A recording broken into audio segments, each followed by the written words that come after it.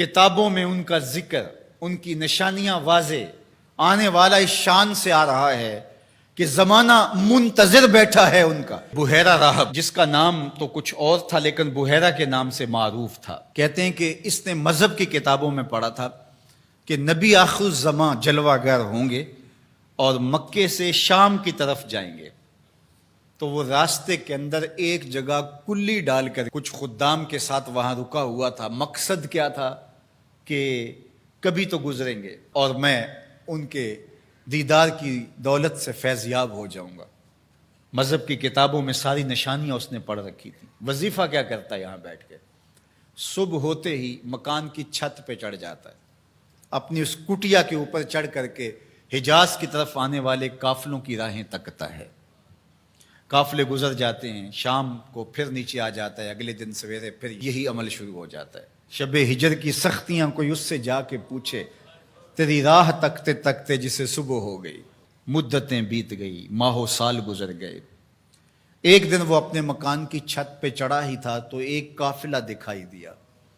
اس نے کیا منظر دیکھا کہ دائیں بائیں کے درخت سجدہ کناں ہیں۔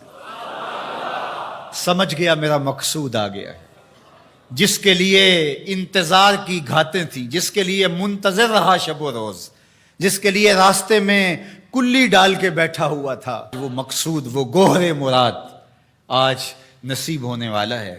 تو جلدی سے نیچے اترتا ہے اور اپنے مصاحبوں سے کہتا ہے جلدی جلدی اس قافلے والوں کا کھانا تیار کر دو۔ کہا کہ پہلے بھی قافلے گزرتے ہیں، یہاں رکتے بھی ہیں، آپ نے کسی کو پوچھا بھی نہیں۔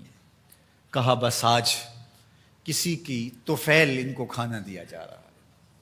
یہ قافلہ جب قریب پہنچا اور انہوں نے پڑاؤ کیا، اس کی کٹیا کے قریب بہت بڑا ایک درخت تھا، وہاں رک گئے۔ تو اس نے میسج بھیجا کہ آج دوپہر کا کھانا تمہارا میرے ساتھ ہوگا، آج تم میرے مہمان ہو۔ یہ بہت خوش ہوئے کہ ہم پہلے بھی گزرتے تھے، یہاں رکتے بھی تھے، اس نے کبھی پوچھا بھی نہیں تھا، آج خاص پذیرائی ہے۔ کھانے کا وقت ہوا تو وہ آیا، اور جس طرح وہ لوگوں کے مجمع میں کسی کو ڈھونڈ رہا ہو، حضور علیہ السلام اونٹوں کے پاس تھے، 12 سال حضور علیہ السلام کی عمر تھی، تو آقا کریم وہاں تشریف فرما تھے اور یہ سارے یہاں کھانا کھانے درخت کے نیچے بیٹھے تھے۔ میرے والد گرامی، اللہ ان کی قبر پہ کروڑوں رحمتوں کا نزول فرمائے۔ تو یہاں ترمذی شریف کے اندر تفصیلی واقعہ موجود ہے، اس میں عربی الفاظ جو ہیں ان کا ترجمہ اپنے لہجے میں وہ یوں کیا کرتے تھے کہ وہ بحیرہ راہب آ کر کے ان سے کہتا ہے کہ بارات آئی بیٹھی ہے، دولہا کہاں ہے؟ بارات آئی بیٹھی ہے، دولہا کہاں ہے؟ پھر حضور علیہ السلام جب تشریف فرما ہوئے تو اب وہ راہب آیا، فَأَخَذَ بِيَدِ رسول اللہ صلی اللہ علیہ وسلم، حضور کی عمر کتنی ہے؟ 12 سال، اور حضور کا اس نے ہاتھ پکڑ لیا۔ صحیح ترمذی میں روایت ہے، قال، اور اس نے کہا ھذا سید العالمین، قافلے والوں سن لو، یہ تمام جہانوں کا سردار ہے۔ ھذا رسول رب العالمین، یہ تمام جہانوں کا رسول ہے۔ یبعثہ اللہ رحمت للعالمین، اور سن لو اللہ اس کو تمام جہانوں کے لیے رحمت بنا کے مبعوث فرمانے والا۔ اللہ اکبر۔ تو دھوم مچی ہوئی تھی، حضور کے آنے سے قبل پیغمبر راہیں بتا رہے تھے، نشانیاں بتا رہی تھیں۔ حضرت موسیٰ علیہ السلام پر جب الواح تورات کا نزول ہوا تو انہوں نے جب تورات پڑھی تو اللہ کی بارگاہ میں عرض گزار ہوئے، اللہم انی اجد فی الالواح امتا ہم المستجیبون المستجاب لہم فاجعلہم امتی، قال تلک امت احمد۔ کہا مالک میں نے الواح تورات میں ایک امت کا تذکرہ پڑھا ہے جن کی دعائیں تو قبول فرمائے گا، جن کی دعائیں رد نہیں ہوں گی، وہ امت میری امت کر دے۔ کالا تل کا امت احمد صلی اللہ علیہ وسلم، فرمایا کہ یہ تو میرے پیارے احمد کی امت ہے۔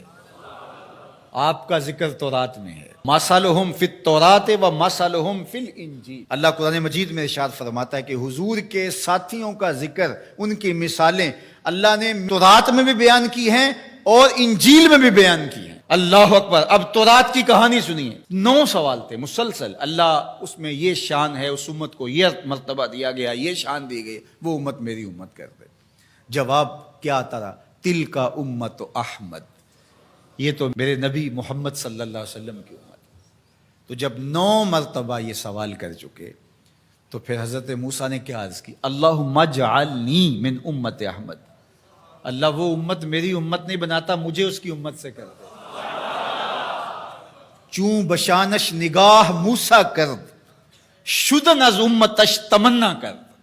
جب حضرت موسیٰ نے ان کی شانیں دیکھی تو خود آرزو کی، مالک مجھے اس نبی کی امت سے کر دے۔ پیغمبروں نے آرزویں کی، 12 نبیوں کی آرزویں مختلف کتب میں موجود ہیں، جنہوں نے یہ تمنا، یہ آرزو کی۔ یار ہم نے کوئی آرزو تو نہیں کی تھی، ہم نے کوئی منتیں تو نہیں مانی تھی، ہم نے کوئی وظیفے تو نہیں پڑھے تھے، ہم کوئی دعائیں تو نہیں کرتے رہے کہ یا اللہ اس نبی کی امت سے کر دے۔ ہماری آنکھ کھلی، مقدر جاگا۔ ہمارے والد صاحب مسجد سے مولانا کو بلا لائے، اس نے کان میں آ کے کہا مبارک ہو، تو حضور کا غلام بن کے آ رہا ہے، شاہوں سے ملا ہے نہ تونگر سے ملا ہے، اللہ کا عرفان اسی در سے ملا ہے۔ اوروں کو ملا ہے تو مقدر سے ملا ہے، مجھ کو تو مقدر بھی تیرے در سے ملا ہے۔ یہ میرے اور آپ کے بخت کے ہم حضور کی امتی۔ میرے والد گرامی جھوم کے پڑھا کرتے تھے، محمد جانے جانا ہے، پیغمبر ہو تو ایسا ہو۔